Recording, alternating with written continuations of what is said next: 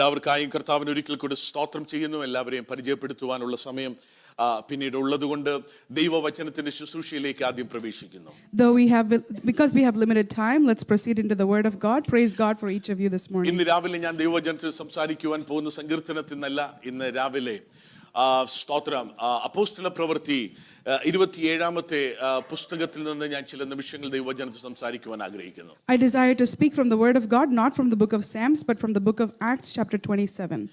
അവിടെ നമുക്ക് കാണുവാൻ കഴിയുന്ന ഒരു ചിന്ത ഇപ്രകാരമാണ്. പൗലോസും തന്നോട് കൂടെയുള്ളവരും ഇപ്പോൾ റോമിലേക്ക് കടന്നു പോകുന്ന ഒരു സന്ദർഭം നമുക്ക് കാണുവാൻ കഴിയുകയാണ്. We are witnessing an opportunity that Paul the apostle is traveling in a boat headed towards Rome. ഇപ്രകാരം കടന്നു പോകുമ്പോൾ അവരുടെ കപ്പലിനെതിരായിട്ട് വലിയ കാറ്റ് അടിക്കുന്നതായിട്ട് അവിടെ കാണുവാൻ കഴിയുന്നു. And as they are traveling in this boat, we see that there is a strong south wind that is rising against the ഈ കാറ്റ് അവർക്ക് പ്രതികൂലമായി തീർന്നതായിട്ട് 27-ാം അധ്യായത്തിന്റെ 13 മുതലുള്ള വാക്യങ്ങളിലൊക്കെ നമുക്ക് കാണുവാൻ കഴിയുന്നുണ്ട്. Verses 13 onwards describes to us that this wind was a problem that the ship encountered. ഏകദേശം 5ഓളം കാറ്റ് അവരുടെ കപ്പലിന് നേരെ ആഞ്ഞടിക്കുവാനിടയായി തീർന്നു. There were 5 types of winds that rose against the ship. ഈ ആഴ്ച തന്നെ നിങ്ങൾ പലരും പറഞ്ഞു കാണും, വ്യാഴാഴ്ചയാണോ വെള്ളിയാഴ്ചയാണോ നമ്മുടെ ഈ ദേശത്ത് തന്നെ വലിയ കാറ്റടിച്ച് തീ കൊണ്ടുവന്നു.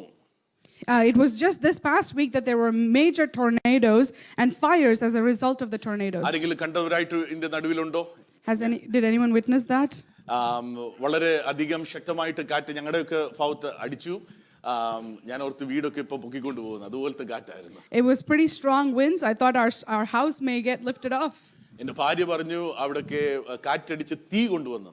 My wife was telling me that the tornadoes brought forth major fires as well. ഇനിമേ കർത്താവ് നമ്മെ അതിൽ നിന്നൊക്കെ വിടുവിച്ചതിനായി സ്തോത്രം ചെയ്യുന്നു. But praise God that he protected us from that. അപ്പോൾ ഓരോ കാറ്റിനും ഓരോ ലക്ഷ്യങ്ങളുണ്ട്. Every wind has a goal.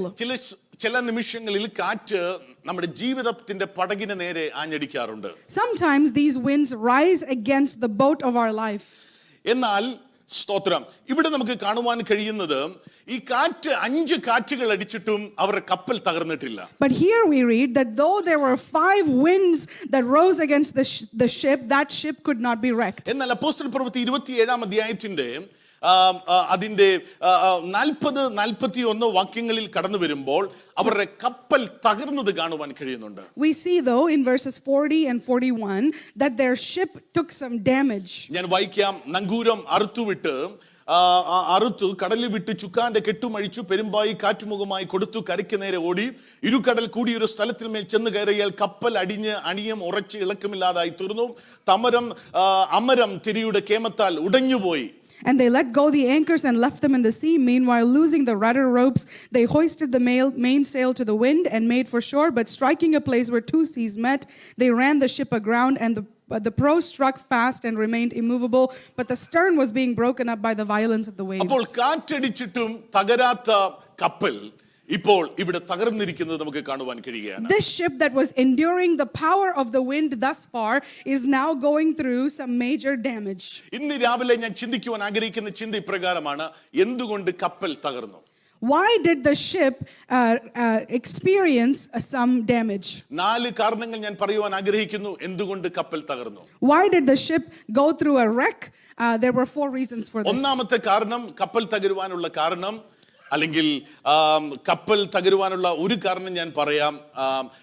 കപ്പലിൽ ഈ രാവിലെ എന്നെ കേൾക്കുന്ന ദൈവമക്കളോട് പറയുന്നു, കപ്പലിൽ വിശ്വസിക്കരുത്. കാറ്റില്ലെങ്കിലും കപ്പൽ തകരും. The first thing that I'd like to say is that do not place your trust on the ship. Even if there is no wind, the ship can go through a wreck. കപ്പൽ തകരാനിട്ട് കാറ്റ് വേണമെന്നൊന്നുമില്ല. You don't need a wind to blow against the ship for it to go through a shipwreck. ഞാൻ പറയുന്നത് മനസ്സിലാകുന്നുണ്ടെന്ന് വിശ്വസിക്കുകയാണ്. I believe that you understand what I'm saying. ഇന്ന് രാവിലെ നമ്മുടെ ജീവിതത്തിന്റെ പടകിന് നേരെ വരുന്ന കാറ്റുകൾ ചില സമയങ്ങളിൽ കപ്പൽ തകർത്തില്ലെന്ന് വരും. പക്ഷേ സ്തോത്ര കപ്പൽ തകരാൻ, പടക് തകരാൻ കാറ്റൊന്നും വേണമെന്നില്ല. In order for the ship to go through a wreck, you don't need the wind to blow against it. കാറ്റില്ലെങ്കിലും കപ്പൽ തകരുമെന്ന് ഇവിടെ കാണുകയാണ്. We see here that even when there is no wind, your ship can be broken. എന്നാൽ ഈ കപ്പൽ തകർന്നതിന് ദൈവത്തിനൊരു ഉദ്ദേശം ഉണ്ടായിരുന്നു. But God had a purpose behind the shipwreck. ദൈവം ചില സമയങ്ങളിൽ ചിലപ്പോൾ ചിലതൊക്കെ തകരാൻ അനുവദിച്ചു കൊടുക്കാറുണ്ട്. There are times when God will allow certain things in your life to be broken. അത് ദൈവത്തിന്റെ പദ്ധതിയുടെ ഭാഗമാണ്. That is a part and parcel of His plan ഇവിടെ for ഈ you. കപ്പൽ തകർന്നതിന്റെ കാരണമാണ് ഞാൻ പറയാൻ പോകുന്നത്. I'm going to list for you the reasons that this ship was broken. ഒന്നാമത്തെ കാരണം, The first reason, ഈ കപ്പൽ തകരാനുണ്ടായ ഒന്നാമത്തെ കാരണം, the first reason for the shipwreck, Malta ദ്വീപിനെ കർത്താവ് രക്ഷയിലേക്ക് നടത്തുവാനുള്ള ഒരു ദൈവിക പദ്ധതിയുടെ ഭാഗമായിരുന്നു. there was a divine plan for God to lead the people of the island of Malta to Himself. 28ാമത്തെ അധ്യായത്തിലേക്ക് നമ്മൾ കടന്നു വരുമ്പോൾ, When we come to chapter 28, ഇപ്പോൾ പൗലോസിന്റെ ശരീരത്തിൽ ഒരു അണലി കുത്തുന്നതായിട്ട് അല്ലെങ്കിൽ കൈക്ക് പറ്റിയതായിട്ട് കാണുവാൻ കഴിയുന്നു. അവിടെ അവരെ ബർബരന്മാർ എന്ന് അവരെ സംശയിക്കുന്നു. ഇപ്പോൾ അണലി കൊന്നുകളയുമെന്ന് ആ ദ്വീപ് നിവാസികൾ ചിന്തിക്കുകയാണ്. we read that a viper came out of the fire and fastened onto the hand of Paul. Everybody expected that Paul would die because they accused him of being a murderer, but we see that he did not die. എന്നാൽ സംഭവിച്ച കാര്യം, ഇവിടെ താൻ വീർക്കുകയോ താൻ ചത്തുവീഴുകയോ ഒന്നും ചെയ്യാതെ വണ്ണം ഇരിക്കുന്നത് കണ്ടപ്പോൾ ദേശനിവാസികളുടെ മനസ്സ് മാറി. The Bible says when they saw that nothing had happened to him, no harm had come upon him, there was a change in the minds of those that witnessed this. മനുഷ്യന്റെ മനസ്സ് മാറാൻ ഒരു സെക്കൻഡ് മതി എന്നും കൂടെയാണ് അതിന്റെ കാരണം. There is something here that I want to point out, that it only takes a second for a person to change his mind. And ഇവിടെ നമുക്ക് കാണുവാൻ കഴിയുന്നു, അതിനുശേഷം ആ ദ്വീപ് നിവാസിയുടെ പ്രധാനിയായിരുന്ന പുബ്ലിയോസ് തന്നെ അവരെ സ്വീകരിക്കുന്നു. പുബ്ലിയോസിന്റെ അപ്പൻ പനിയും അതിസാരവും പിടിച്ച് കിടപ്പായിരുന്നു. പൗലോസ് അവർക്ക് വേണ്ടി പ്രാർത്ഥിച്ചു, കൈവച്ചു, സൗഖ്യം വരുത്തി. അത് കഴിഞ്ഞപ്പോൾ ദേശനിവാസികൾ എല്ലാം ദീനക്കാരും സൗഖ്യം പ്രാപിച്ചതായിട്ട് കാണുവാൻ കഴിയുകയാണ്. We read that a man named Publius, who was a leading member of the society, invited Paul to his house. His father was sick with fever and dysentery. Paul laid hands on him and there was healing, and the people who witnessed it came to the Lord. അവരിപ്പോൾ മടങ്ങി പോകുമ്പോൾ അവർക്ക് ഏറെ സമ്മാനം കൊടുത്ത് അവരെ മാനിച്ച് അനുഗ്രഹിച്ച് അവരെ യാത്ര അയക്കുന്നത് നമുക്ക് അവിടെ കാണുവാൻ കഴിയുകയാണ്. And then we read that as they were departing, the people honored them and gave them much provision before they left the ഞാനിങ്ങനെ island. ചിന്തിക്കുവാൻ ഇടയായി തീർന്നു, ഈ മെലീത്ത എന്ന് പറയുന്ന ഒരു ചെറിയ ദ്വീപ്, ഏഷ്യ മൈനറിലുള്ള ഒരു ചെറിയ ദ്വീപിൽ സുവിശേഷം എത്തുവാൻ ഒരു സാധ്യതയുമില്ലാത്ത ഒരു ദ്വീപാണ്. The island of Malta belongs to Asia Minor, and there was no possibility that the gospel could go and reach the people on that island. എന്നാൽ ദൈവത്തിന് ആ ദ്വീപിൽ ദൈവത്തിന്റെ പ്രവൃത്തി വെളിപ്പെടുത്തുവാൻ ഇപ്പോൾ കപ്പൽ തകർത്തു. But in order for the plan of God to be revealed on that island, the ship went through a wreck. അങ്ങനെയാണെങ്കിൽ ഇന്ന് രാവിലെ സ്തോത്ര ചില മണ്ഡലങ്ങളിൽ സ്തോത്ര ചിലതിനെ വിടുവിക്കുവാൻ ചില സമയങ്ങളിൽ ദൈവം ചില കപ്പലുകളെ തകർക്കും. In order to deliver some things, God will break other things.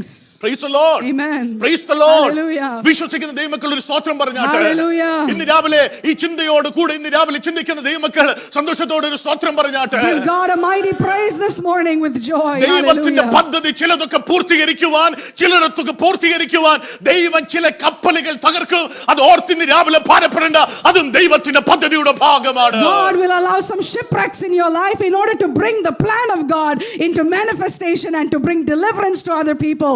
Do not be burdened by your shipwreck, but give glory to God in the midst of it. Hallelujah. Hallelujah. Hallelujah. Hallelujah. Hallelujah. രണ്ടാമത്തെ കാരണം ഞാൻ പറയുന്നു, The second reason, കപ്പൽ തകരുവാനുണ്ടായ രണ്ടാമത്തെ കാരണം, the second reason for the shipwreck, ഇപ്പോൾ നമുക്കിവിടെ കാണുവാൻ കഴിയുന്ന ഏകദേശം 276 പേരാണ് ഈ കപ്പലിൽ സ്തോത്രം ഉണ്ടായിരുന്നത്. 37ാമത്തെ വാക്യത്തിൽ കാണുവാൻ കഴിയുന്നുണ്ട്, 27ാം അധ്യായത്തിൽ. in chapter 27 verse 37 we read that there were 276 people on the ship. നമുക്കറിയാം 276 പേര് ആരൊക്കെയായിരുന്നു എന്ന് നമുക്കറിയാവുന്ന കാര്യമാണ്. We know what kind of people the 276 ഇവരിൽ people were. ഭൂരിഭാഗം പേരും വളരെ ക്രിമിനൽസ് ആണ്. The majority of this group were criminals and prisoners. അത് നമുക്ക് 27ാമത്തെ വാക്യത്തിലേക്ക് കടന്നു വരുമ്പോൾ ഈ കപ്പല് ഇപ്പോൾ വലിയ കാറ്റടിക്കുന്നു, ഇവര് മരിക്കാൻ പോകുന്ന ഒരു ചിന്തകളൊക്കെ നമുക്ക് ആദ്യത്തെ വാക്യങ്ങൾ തൊട്ട് കാണുവാൻ കഴിയുന്നുണ്ട്. 21ാമത്തെ വാക്യത്തിൽ അവർ പട്ടിണി കിടക്കുന്നു. സ്തോത്രം. 22ാമത്തെ വാക്യത്തിൽ പൗലോസ് അവരോട് പറയുന്നു, നിങ്ങൾ ധൈര്യത്തോടെ ഇരിപ്പീൻ, കപ്പലിനല്ലാതെ നിങ്ങൾക്ക് ആർക്കും ഒരു ഹാനിയും വരുന്നില്ലെന്ന് ഇപ്പോൾ പൗലോസ് പറയുന്നത് നമുക്ക് കാണുവാൻ കഴിയുന്നുണ്ട്. വായിക്കുന്നുണ്ട്. We read in the preceding verses that these were majority prisoners who were going through starvation. They were afraid of dying. They were afraid that the ship would wreck. And Paul tells them that no one will pass away, and they are going forth in this journey. 24ാമത്തെ വാക്യത്തിൽ ഒരു ശക്തമായ ഒരു വാക്യമുണ്ട്. എന്റെ ഉടയവനും ഞാൻ സേവിച്ചു വരുന്നവനായ ദൈവത്തിന്റെ ദൂതൻ ഈ രാത്രിയിൽ എന്റെ അടുക്കൽ വന്ന് പൗലോസേ ഭയപ്പെടരുത്, നീ കൈസരുടെ മുൻപിൽ നിൽക്കേണ്ടതാകുന്നു, നിന്നോടുകൂടെ യാത്ര ചെയ്യുന്നവരെ ഒക്കെയും ദൈവം നിനക്ക് ദാനം ചെയ്തിരിക്കുന്നു എന്ന് പറഞ്ഞു. Verse 23, there stood by me this night an angel of God to whom I belong and whom I serve, saying, do not be afraid, Paul, you must be brought before Caesar, and indeed God has granted you all those who sail with you. അപ്പോൾ രണ്ടാമത്തെ കാരണം, കപ്പൽ തകരാനുള്ള കാരണം, നിന്നോടുകൂടെ യാത്ര ചെയ്യുന്നവരെ ഒക്കെയും നിന്റെ കയ്യിൽ തരാനുള്ള ദൈവത്തിന്റെ പദ്ധതിയായിരുന്നു. The second reason for the shipwreck was for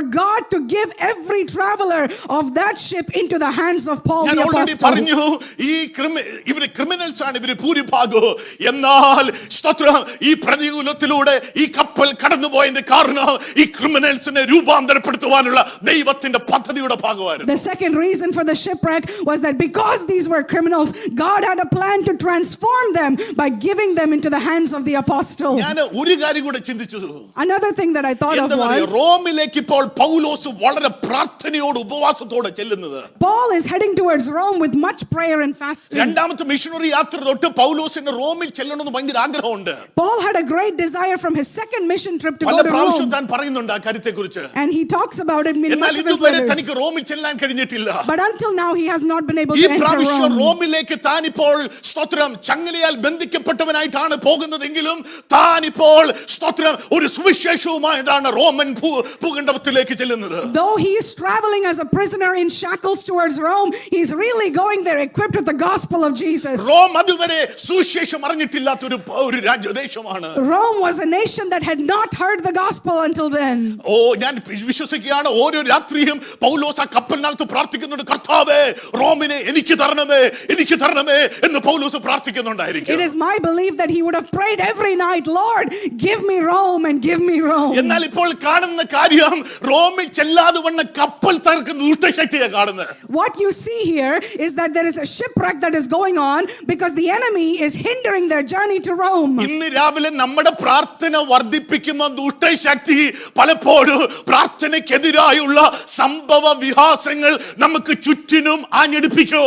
Let me remind you that even as your prayers are increasing, the resistance from the enemy will also increase to hinder your journey. എന്നാൽ ഇന്ന് രാവിലെ ആത്മാവിൽ പ്രാർത്ഥിക്കുന്ന ദൈവമക്കളോട് ആത്മാവിൽ ദൂത് പറയാം, നീ പ്രാർത്ഥിച്ച പ്രാർത്ഥനയ്ക്ക് ദൈവം മറുപടി തരുന്ന ദിവസം ആഗതമായിക്കൊണ്ടിരിക്കുകയാണ്. Let me remind you that the day of the answer to your prayers is coming nearer to you, even as you pray in the spirit. ദുഷ്ടശക്തി എത്ര കാറ്റ് നിന്റെ കപ്പലിന് നേരെ ആഞ്ഞടിച്ചാലും, No matter how many winds of the enemy blow against your ship, നിന്നെ റോമിൽ എത്തിക്കാമെന്ന് പറഞ്ഞവൻ അവൻ വാക്ക് പറഞ്ഞാൽ വിശ്വസ്തനാണ്. the one who promised you that you will be taken to Rome is faithful to his promise. അവന്റെ വാക്കവൻ മാറുന്ന ദൈവമല്ല. He is not a God who ഇന്ന് changes രാവിലെ his word. കേൾക്കുന്ന ദൈവ പൈതലേ, The child of God, as you hear ദൈവം the നിന്നോടൊരു word, വാഗ്ദത്തം പറഞ്ഞിട്ടുണ്ടെങ്കിൽ, if God has given you a ദൈവം promise, നിന്നോടൊരു ആലോചന പറഞ്ഞിട്ടുണ്ടെങ്കിൽ, if God has given you a promise, അതവൻ പൂർത്തീകരിക്കുവാൻ അവൻ ശക്തനായ ദൈവമാണ്. He is faithful and able to fulfill it. ദുഷ്ട Hallelujah. മണ്ഡലങ്ങൾ നിന്നെ തകർക്കുവാൻ ശ്രമിക്കും.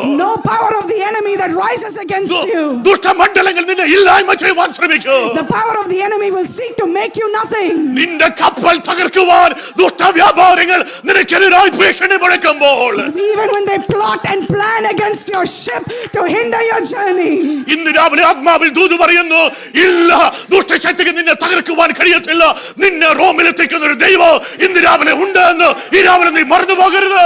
this morning let me remind you that the enemy will not prevail because God will take you to Rome as he promised. വിശ്വാസമുള്ള ദൈവമക്കൾ രണ്ട് കരങ്ങളും അടിച്ച് ദൈവത്തിന് Put those സ്തോത്രം hands പറഞ്ഞാട്ടെ. together and give God glory this morning. Hallelujah. Hallelujah. Hallelujah. Oh, hallelujah. Hallelujah. Praise the Lord. നിന്നെ റോമിൽ എത്തിക്കുന്ന ഒരു ദൈവമുണ്ട്. There is a God who will നിന്നെ take റോമിൽ you. എത്തിക്കുന്ന ദൈവമുണ്ട്. There is a God who will take you ഇതൊന്നിൽ to കൂടുതൽ Rome. പേരോടുള്ള പരിശുദ്ധാത്മാവിന്റെ പ്രവചന ശബ്ദം ഇന്ന് രാവിലെ ഞാൻ ആത്മാവിൽ ഇപ്പോൾ പറഞ്ഞുകൊണ്ടിരിക്കുന്നത്. I am speaking to you the sound and the voice of the prophetic word of the Holy Spirit. ഞാൻ പേര് പറയാൻ ആഗ്രഹിക്കുന്നില്ലെങ്കിലും ആത്മാവ് ഇന്ന് രാവിലെ ഞാൻ ആ ദൂത് ഇന്ന് രാവിലെ ആത്മാവിൽ തിരിച്ചറിഞ്ഞുകൊണ്ട് പറയാണ്, നിന്നെ അവൻ റോമിൽ എത്തിക്കുന്ന ദൈവമാ. Even though I'm not naming you by name, I am feeling it deep in my spirit. God will take you to Rome. ദൈവം നിന്നെ വാഗ്ദത്ത ദേശത്ത് കൊണ്ടുവന്നെങ്കിൽ ദൈവത്തിന്റെ പ്രവൃത്തിയുടെ കരം നിന്റെ ജീവിതത്തിൽ മേൽ ദൈവം വെളിപ്പെടുത്തുന്ന ദൈവമാണ്. It is the hand of God that is working on your life because he will take you to the promised land. Praise the Lord. തീർന്നില്ല. കപ്പൽ തകരുവാനുള്ള സ്തോത്ര കാരണം 276 പേരെ പൗലോസിന്റെ കയ്യിൽ കൊടുക്കാനായിരുന്നു. The second reason for the shipwreck was to give 276 prisoners into the hands of the apostle. അവരെ നേടുക മാത്രമല്ല, Not just to seek them out. രണ്ടാമത് മറ്റൊരു കാരണം കൂടി ഉണ്ട്. There is another reason. Rome എന്ന് പറയുന്ന വലിയ ഒരു മെട്രോപൊളിറ്റൻ സിറ്റിയില് Rome was a huge metropolitan city. ഒരു പൗലോസിനെ കൊണ്ട് ആ ദേശം മുഴുവൻ പിടിച്ചടക്കാൻ പറ്റത്തില്ല.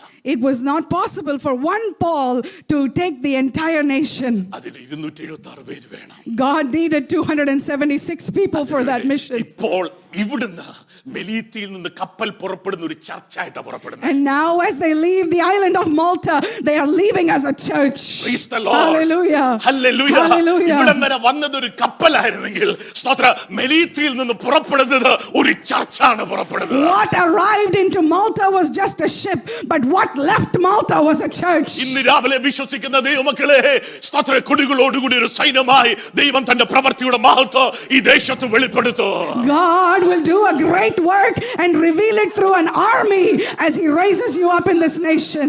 ദേശത്തെ പിടിച്ചടക്കുവാൻ ദൈവം ഒരു mighty army-യെ ദൈവം ഈ ദിവസങ്ങളിൽ രൂപാന്തരപ്പെടുത്തിക്കൊണ്ടിരിക്കുകയാണ്. The Lord is preparing an army that will be able to pull down this nation and take it to the ഇന്ന് രാവിലെ heavens. എത്ര പേർ വിശ്വസിക്കുന്നു ആ mighty army-യുടെ ഭാഗമാണ് ഈ രാവിലെ എന്ന് വിശ്വസിക്കുന്ന ദൈവമക്കൾ? How ഇന്ന് many of രാവിലെ you ദൈവത്തിന് believe this സ്വസ്ഥ morning പറയാൻ that you are a part of the army that the Lord is rising up to take this nation? Hallelujah. Yes.